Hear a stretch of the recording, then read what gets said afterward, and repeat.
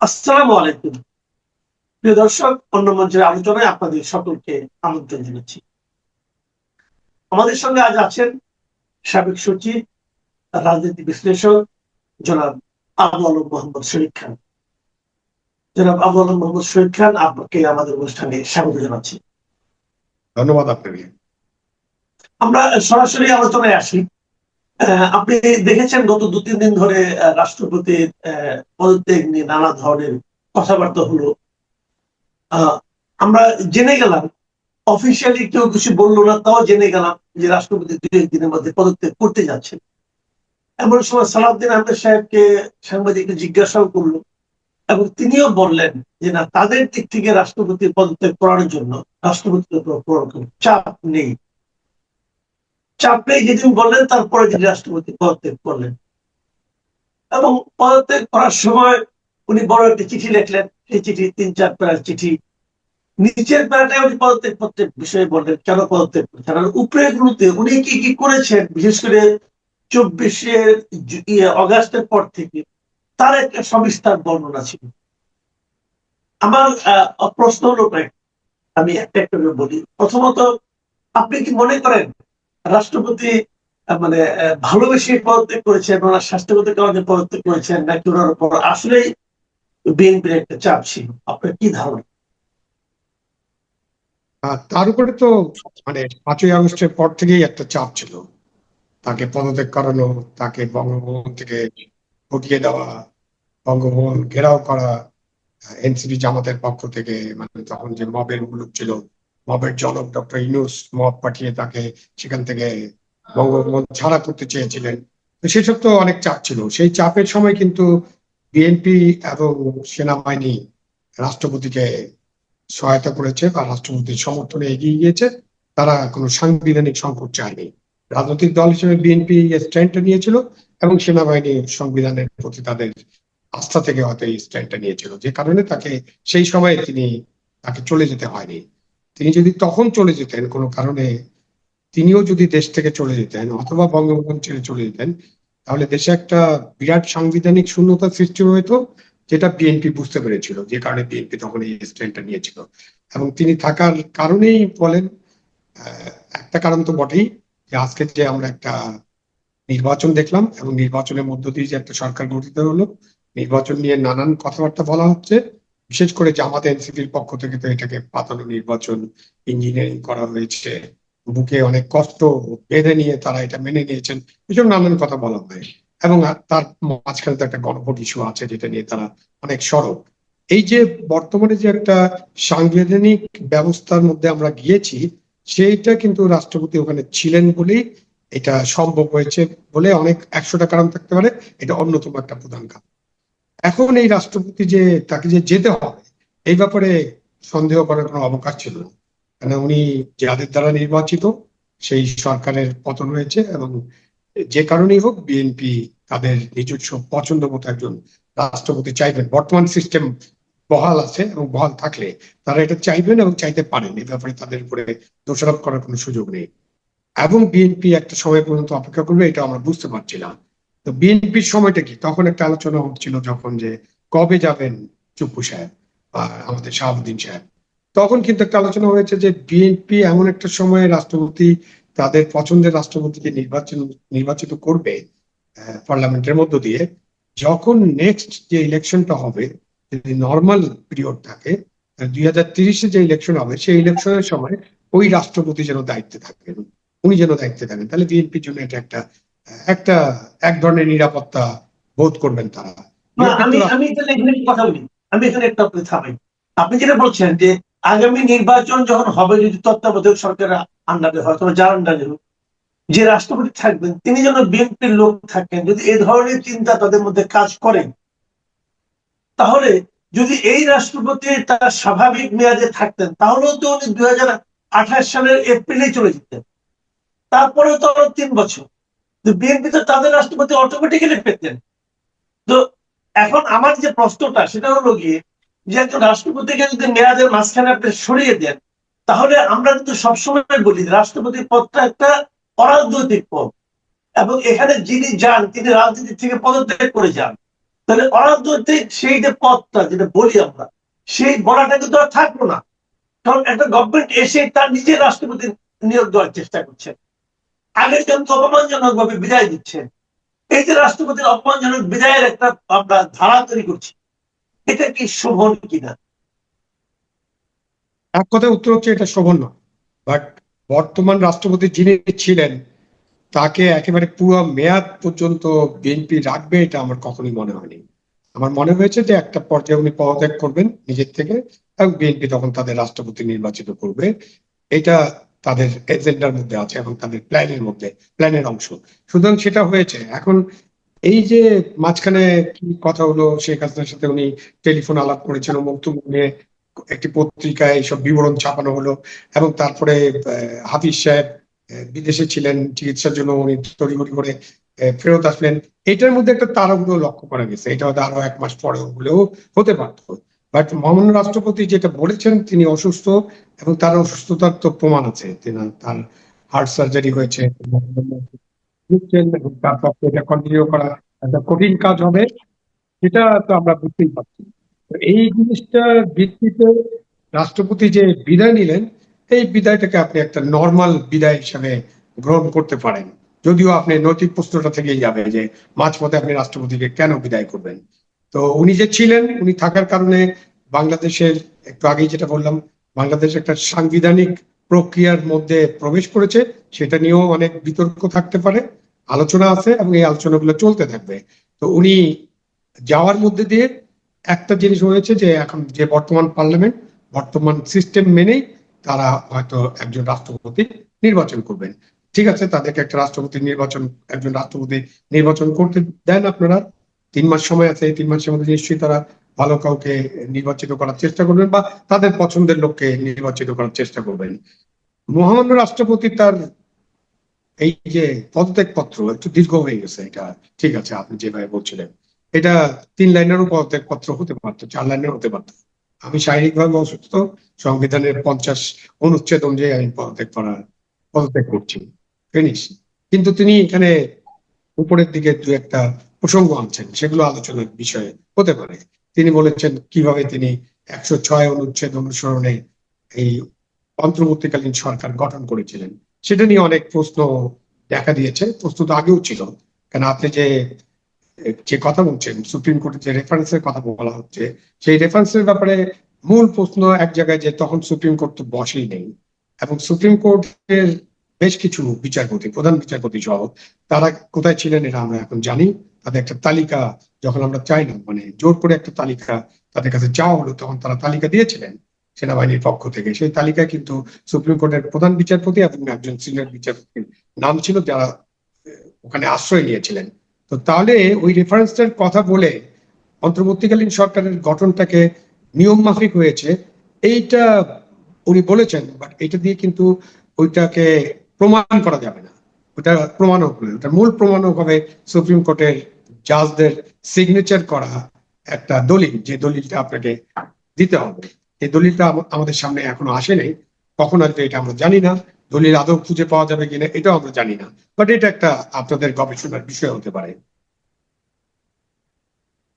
জি, তবে একটা জিনিস হলো কি, এর মধ্যে মোটামুটি আমরা আলোচনা দেখছি, 2-3টা আলোচনা পেলাম। সেটা হলো যে সম্ভাব্য নতুন রাষ্ট্রপতি কে হতে পারে এ ধরনের।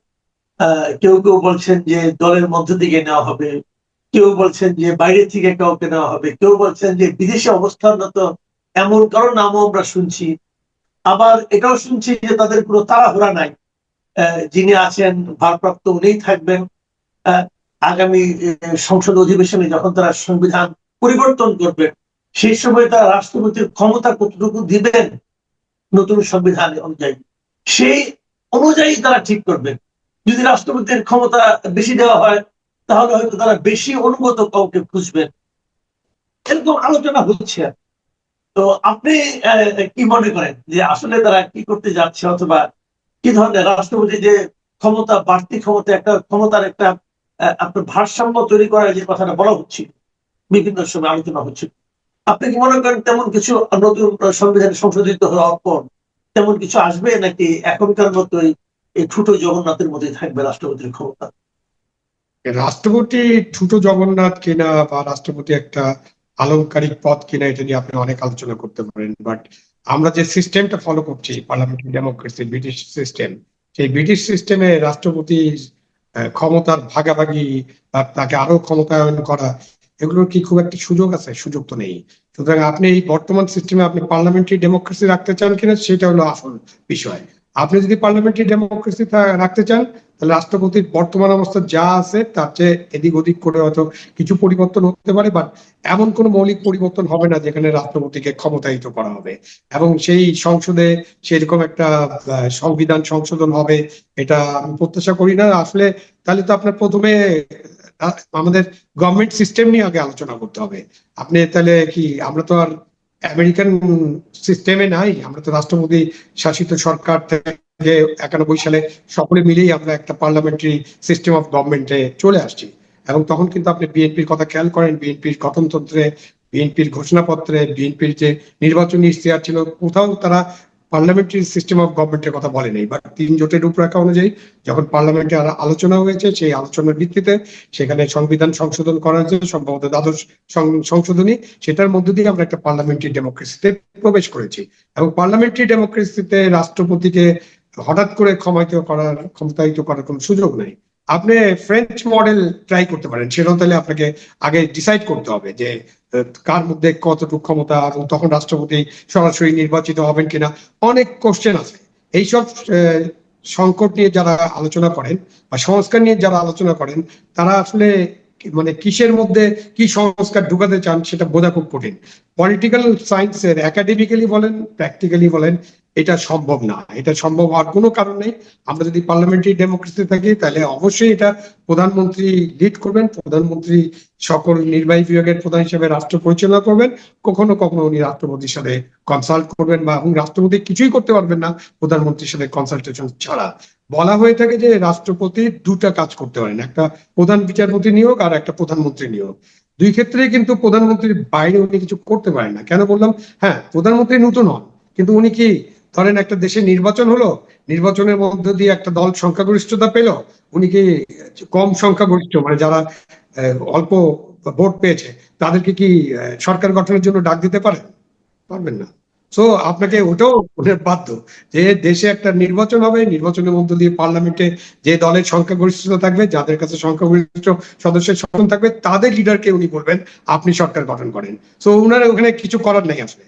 আর প্রধান বিচারপতি যে উনি নিয়োগ দেন, সেটাও কিন্তু রাষ্ট্রের যে কাঠামো আছে সেই কাঠামো অনুযায়ী তার কাছে যখন যায় তখন উনি প্রধান বিচারপতি নিয়োগ দেন। এবং শাহাবুদ্দিন সাহেব তো যোগ করলেও সত্যি কথা বলেছিলেন যে মিলাদ টিলাদ করা এবং মাজার জিয়ারত করা ছাড়া ওনাদের আসলে তেমন কোনো কাজ থাকে না। আর এখন তো যে কিছু ইউনিভার্সিটির ওনারা চ্যান্সেলর হওয়ার কারণে কয়েকটি ইউনিভার্সিটিতে আমরা তাদেরকে যেতে দেখেছি, হামিদ সাহেবকে বেশ কিছু প্রোগ্রামে যেতে দেখেছি, এবং উনি অনেক সুন্দর সুন্দর কথা বলে হাস্যরসের সৃষ্টি করেছিলেন। আপনি বাংলাদেশের যদি 55 বছরের ইতিহাস দেখেন, বাংলাদেশে কখনোই এমন কোন রাষ্ট্রপতি ছিল না যারা সরকারের সাথে কোনো দ্বন্দ্বে গিয়েছে, সরাসরি দ্বন্দ্বে। আমরা এমন কাউকে দেখিনি।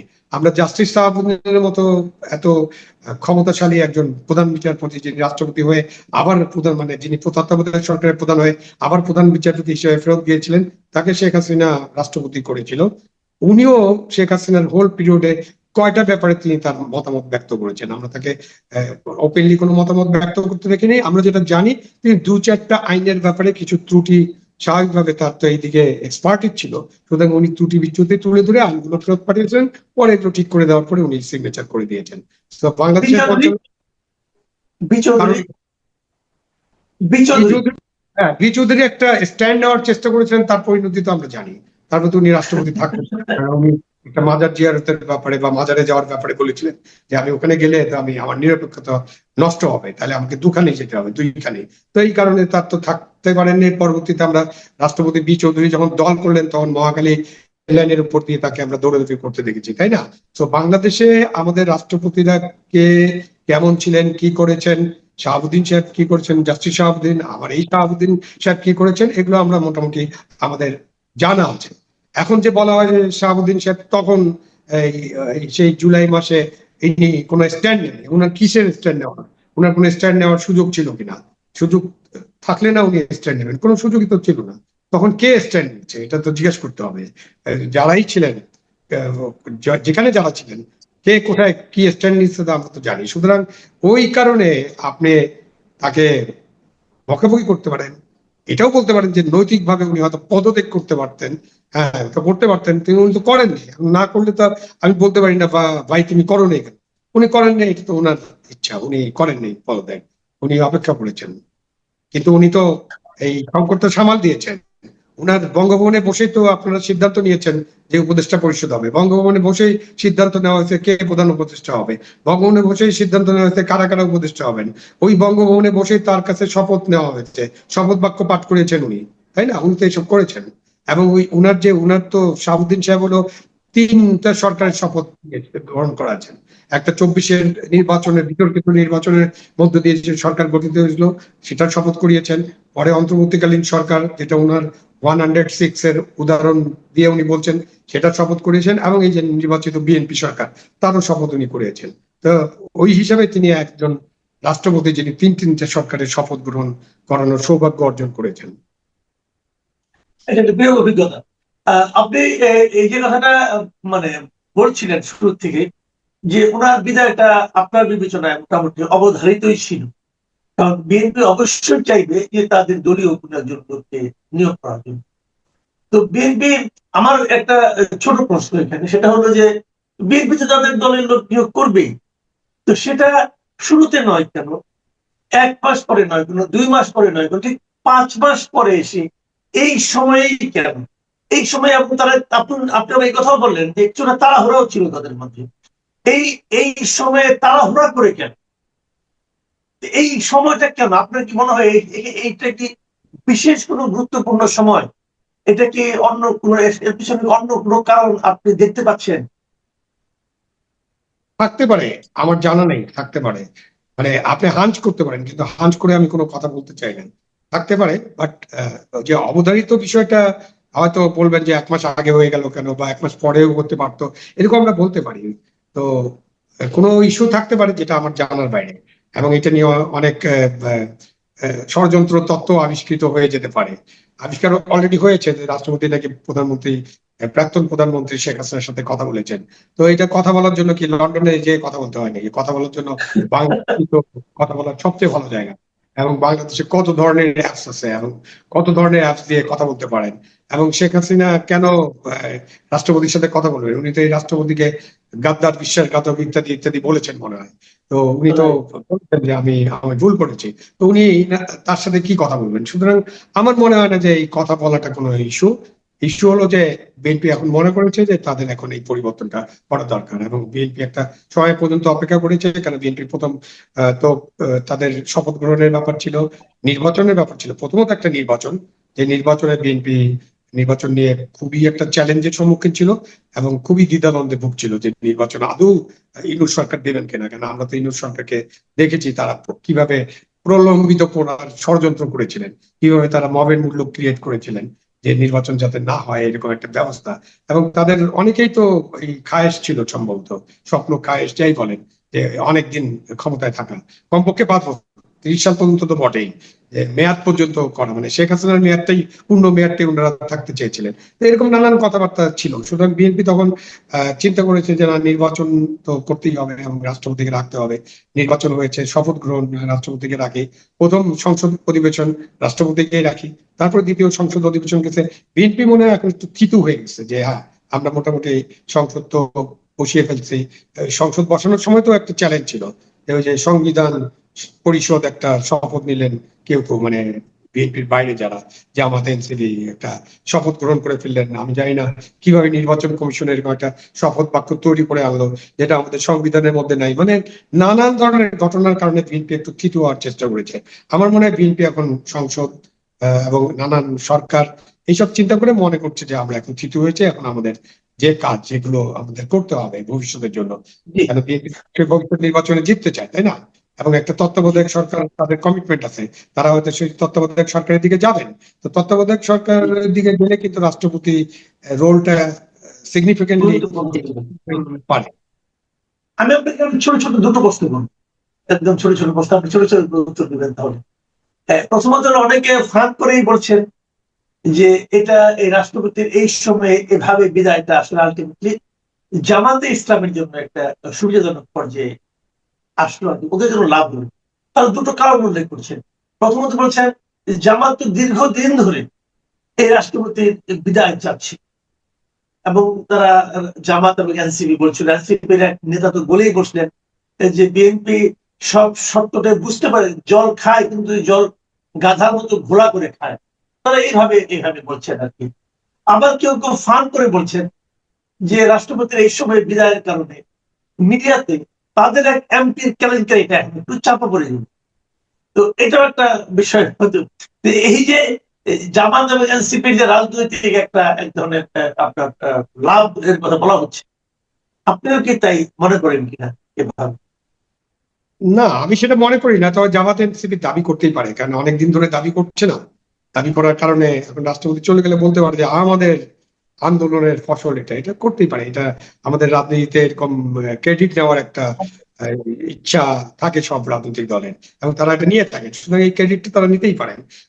কিন্তু আমি মনে করি না যে তাদের কারণে, তাদের জন্য, তাদের চাপে এই পরিবর্তনটা হয়েছে। এটা বিএনপি তাদের প্ল্যানের অংশ হিসেবে করেছে, সেটাই আমি মনে করি।